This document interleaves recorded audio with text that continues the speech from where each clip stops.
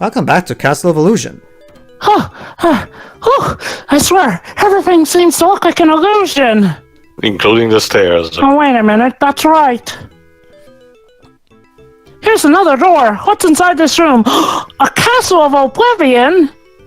Oh boy, I better put up a Basically, warning sign for any poor schmucks who come across that old thing. Well, for now it's a bit more, relaxed because it basically. We're fighting the letter A. Relaxed, you say, because we're being attacked by the alphabet now. This is completely relaxing. And a Trust bookworm. me, in the remake it's even better. Trust me. But basically, for now it's a library. But trust me, soon enough it'll probably become Shiro's best level. Oh look, it's milk. We're entering a giant bottle of milk, and inside is Candyland. Okay, so there's something very... How did we get here from a library? Shiroi, I think the milk was drugged. I don't know why, but I get the feeling the milk may have been drugged. And there are jelly candy dolphins. Shiroi, as we've already explained to Dwelves in the previous part, this is all an illusion. It doesn't have to make sense. This is an illusion. Okay. My suspension of disbelief is being tested on max scale. My European friends, what do you put in your milk? Like, what drugs do you Europeans put in the milk to get stuff like this, if I may ask? Excuse me, this game was made in Japan, so... Also, Jova, we can make sure that our cows eat the best things possible. Hey, look, cookie platformers. Yeah. Aww. So this is what happens if you feed a cow hemp. And then milk her. That was not grass you ate. Hey, look, and we found the green gem in here at complete random. Wait a minute. Before we get the boss, though. Take this green gem. Now try to get past the study room. Don't want a second. Oh, no. Meanie needs you. My guess is Jova. The developers. Basically, Jova, since there are 7 gems, but only 5 main themed levels, 2 gems are basically handled to you. Yeah. Oh, right, I forgot about Which one was supposed to be my favorite? The cookie, the pastry level. Wait, I'm more of a savory person. Oh, trust me, Shiri, we'll get actually sections while swimming in tea. Yeah. Oh, yay. Also, Is there a cheese level? I don't think there's a teacup section. I think I'm about to get to it, actually. Really? No cheese level when you're playing as Mickey Mouse? Come on. That's actually, I think, one in Mickey Mania, I think, during the Willy the Giant level.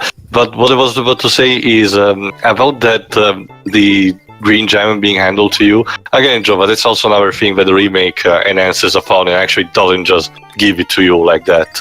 So, thankfully. Also, it's a nice touch. Every time you use the lamp ropes as ropes, the light goes out. Yeah. Sun on, sun off. River on, river off. And now these evil books with eyes want to try and kill us. They're basically like swamps. Yep. They work exactly like that. Ow.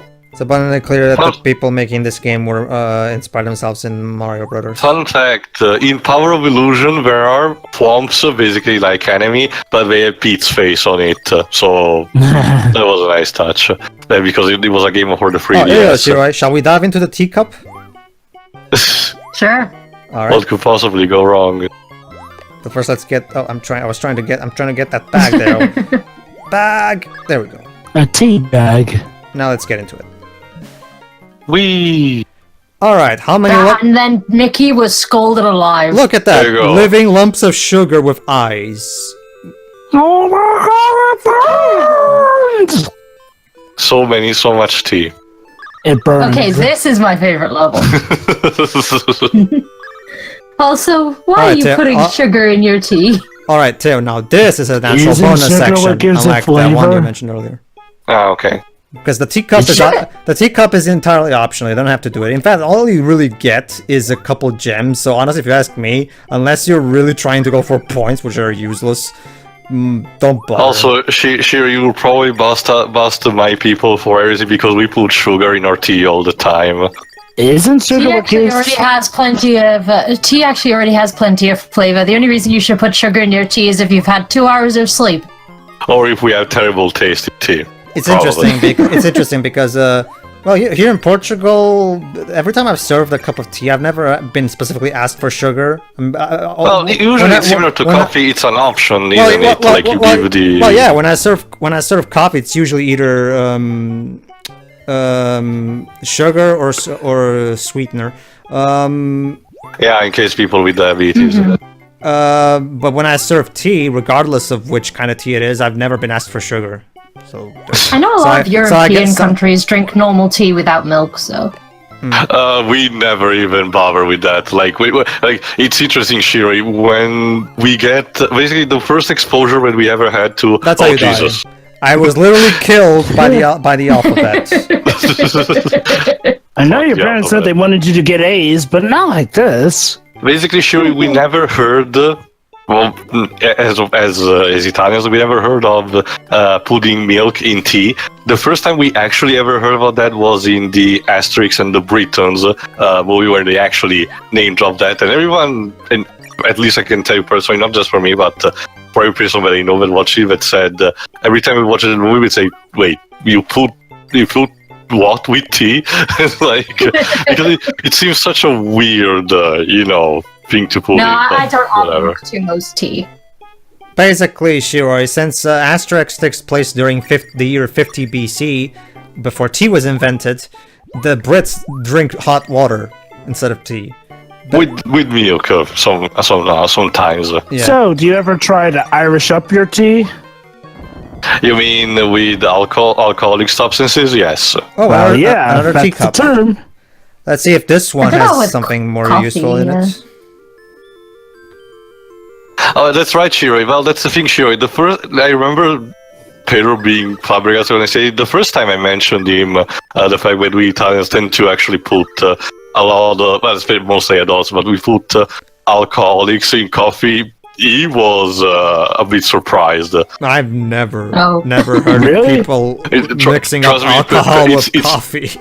Again, Pedro, the term is Irish. The term is Irishing it up. I guess. Oh, now boss fight against Elliot. I know about Irish coffee, but what I mean is taking actual alcohol that's completely unrelated and mixing with normal coffee. That's what I don't get. That's exactly what I said. The term is called Irishing up your coffee. But basically, yeah, that dragon is based on Elliot from... At least his face, anyway. His body structure is that of a worm. What is a worm doing in my candy? Whatever, I don't like candy. It's red licorice, basically. That's the thing, Jova. The worm itself is also made of candy. Wait, it's a she? Well, whatever it's... Did not say it. Whatever. No, you said she. Whatever, it's a it. Are you sure? I mean, maybe... Fine, call it whatever you want. Hey, you're the one who gave it a gender. She's your child now. It's a candy dragon, okay? Congratulations, Pedro. It's a candy dragon. Here's the blue gem. You are a very strong mouse, but you still have more to do before you can reach me. This narrator is so encouraging. Excellent, the space stone. Oh, jeez. I forgot if I asked you, Joe, what's your favorite of Infinity Stones in general, regardless of the MCU or... That's it. Mine is a time stone. I think... God, I'm gonna go with either the Soul Stone, the Reality Stone, or the Time Stone. If only because the Mind Stone... Well, okay. Normally I'd go with the Reality Stone. The only problem is, like, well, the illusion will fade as soon as you lose concentration anyway, so it won't last forever. The Time Stone, though, would probably be the most practical. And now, for the last main settle, it's an actual castle, finally, I guess. Alright. With knights and everything. And for this level... interesting enough, your projectile is candles. Of course. Not just candles, Teo. The actual flames of the candles. Apparently, Mickey can carry flames like they're actual... Yeah, again, the remake made more sense into this by Mickey throwing the actual candle. In this original game, however, he throws... He goes full Super Mario again with the red flower. Yeah. Basically, only those. Basically, the intervals with those things fall is a bit. So basically, there you go. Only the ones at the front and back fall when it comes to these ones. So basically, you have to check out the patterns. You were saying that? Why does it look like he's mooning the obstacles? Oh, you never know where you're going until you get there. It's his way of coping with the dangers, Dwebs. Wild Webs, trust me, it's even worse in the NES Hook game, based on the movie Hook, because he literally moons when you scratch. Like you can even see a butt cheek coming from the back of the sprite. Also, there was a Mega Drive, sorry, not a Mega Drive, but the Master System version of this game, but I don't know how it was. It was basically an 8-bit version of this, and it was fine, but people just usually prefer playing this one since it's the one that the developers it's more iconic. Yeah. There you go. There you go. Ha! Very clever, but I'm more! Basically, yeah, since it's the last main hub word, the things that are trying to kill you are much more... Bubbles. Yes, even fucking bubbles. Yes. What is with Disney and Bubbles? They just love They them. really want to buy SpongeBob. Imagine Disney buying Nickelodeon. Well, who knows? They have done business with Paramount back when, Paramount was the one doing that Iron Man movie. Well, Teo, considering how great content Disney television animation is putting out right now, they probably would be able to, fix a lot of problems with Nickelodeon. Not now, Pedro. They have to focus on buying DC Comics first. Okay. Nah, I don't think even skeletons and shivers down your spine. Honestly, Jova, even the most totalitarian US government wouldn't allow Disney to do that. Who knows, Dwebs? Who knows? We'll The see. Indigo Gem. Indigo You need only one more gem. Go get it and save Minnie. There you go, Teo. He's improving. Now he's actually encouraging. Took him long enough. And yes, you get another water maze. Which instead reminds me of the colors instead, Jova. I forgot also if I mentioned this. What's instead your favorite lantern corp, since we're tied also to the rainbow colors? Oh, that's a fun one to pick from. I have my answer pretty clear straight away, but go ahead. I'm gonna say my favorite is Red Lantern. Wow. Rage. Interesting. Jova's choice of favorite lantern was killed Mickey. Adamantium Ray. Other than Red Lantern, the Blue Lantern Corps. Okay. They're technically the strongest when you get down to it. Mine is Agent Orange. Of course. The guy who was so greedy that he kept the entire Corps to himself until he gave Lex Luthor one. Not just that, Jova, that's also ties to the fact that orange is indeed my favorite color, so... Yeah, red is my favorite color. So yeah, again, it's a toss-up between Red Lantern Corps and Blue Lantern Corps. That's what I'm imagining now. Every time we fuck up in a video game, I'm imagining that someone somewhere is writing a script for something and then decides, you know what? Seeing this playthrough pissed me off. I'm gonna kill off their favorite character.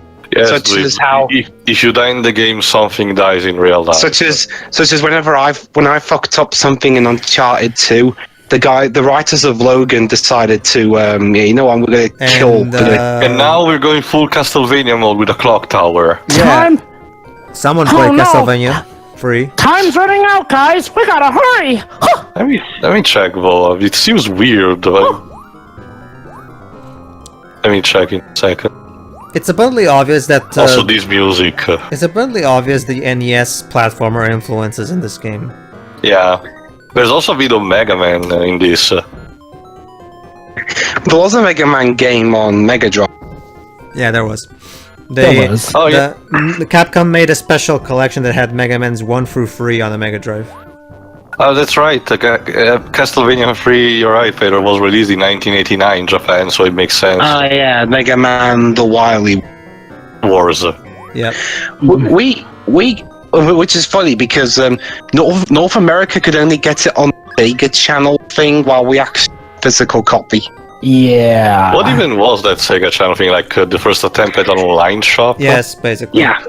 It was online basically in the 90s, so you can imagine how well that went. One of Sega's internal problems was always trying to, launch something as a product before the technology was ready. I mean, that's one thing you can say about Sega. they were definitely doing stuff that was ahead of its time. They weren't. Unfortunately, they didn't really have the proper tools at the time to do that. Yeah, that's exactly the problem. The issue with side point me, but whenever they did something that was ahead of its time, sometimes it would work, and then there were times when it was just time. I was even also to Nintendo with the Virtual Boy, technically. So. Oh, I bet Nintendo are really kicking themselves about the Virtual Boy nowadays. With the VR thing, yeah. Although, hey, if it's any consolation to us consumers, that means we don't have to buy a stupid extra peripheral. Jova, if Nintendo decides to announce their own version of VR and calling the Virtual Boy 2.0, I will be perfectly fine with it. Maybe they'll announce that at their E3 conference. Alright, and now the boss battle, which is... Oh, that's right. This is... fat guy that I don't know who he is. With a hammer. I don't know who he is. What is going up with this guy's mouth? It's supposedly partially based on Willy the Giant, but the sprite just fucks up things. Like, oh, he's got something behind his back. It's an hammer. It's basically the clock tower master. Now he's really mad. Steaming red by the looks of it. Yeah, he gets redder and redder as we heard him. Jesus. He's gonna have a heart attack at this rate. That's the thing. This is the boss where you don't have to do anything. Just let him bounce around and he'll eventually tire out. That's the thing, dweebs. You can hit him only when he's doing a particular stance. Otherwise, he's invulnerable. Oh, jeez, he exploded. There you go. All 7 and of them. now we have the Power Stone. Here's the last gem, the Violet Gem. Now go save Minnie. You must fight the Witch Miserable. Good luck. Wait, hold on. I thought that I was supposed to use these gems to show Miserable that she's actually beautiful inside. Now I have to beat her up? Yes, that was the practice mode. We've changed story directions now. Well, okay then, but could I use a sword that looks like a key? No. No. Aww. Actually, headcanon, this was part of the original training that actually, TNC gave to Mickey. Yes.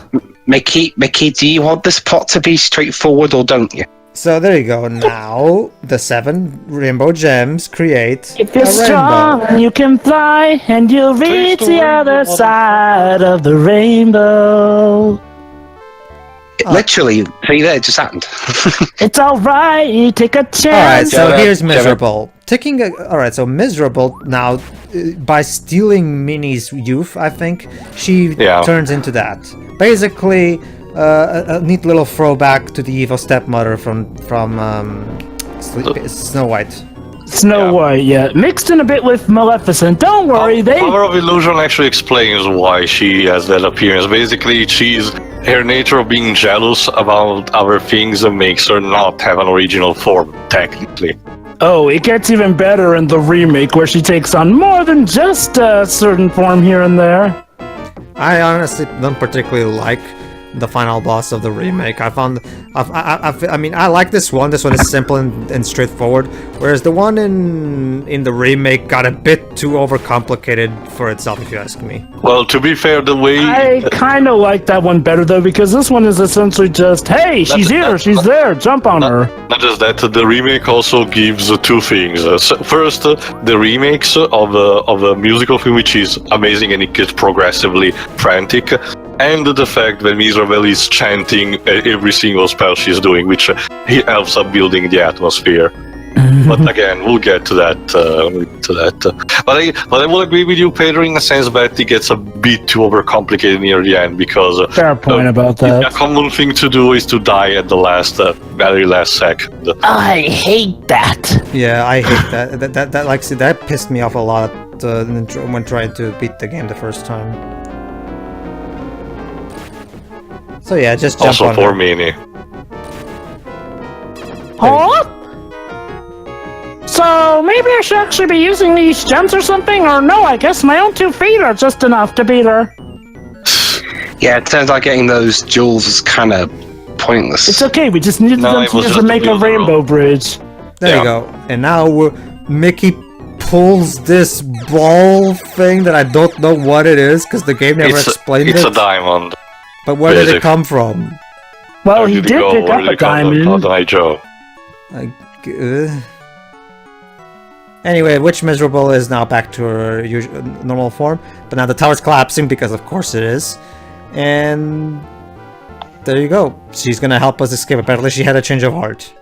Yeah, in the remake it turns out that this is actually a form where she becomes friendly, because apparently in the remake, by beating her, we convert her mind to be that of good and she sees the beauty in herself after, again, we have to beat her off. Anyway, that's pretty much it. And that's a charming little ending, honestly. For a simple game, a simple ending like this, it's fine enough for me. And then off-screen, the witch just lets...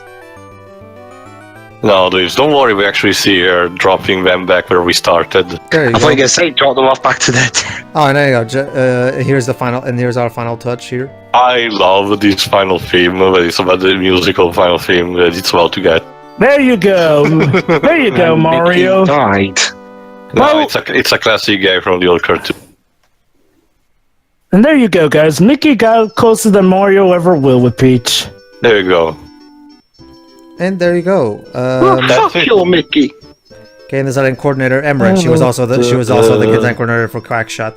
Anyway, yeah. So that was Castle of Illusion for the Mega Drive. I still have a soft spot for this game. Yeah, obviously it's really short and very simple, but there's a lot of charm to it. The animation is really great for a Mega Drive, and they do replicate the look of the cartoons very well.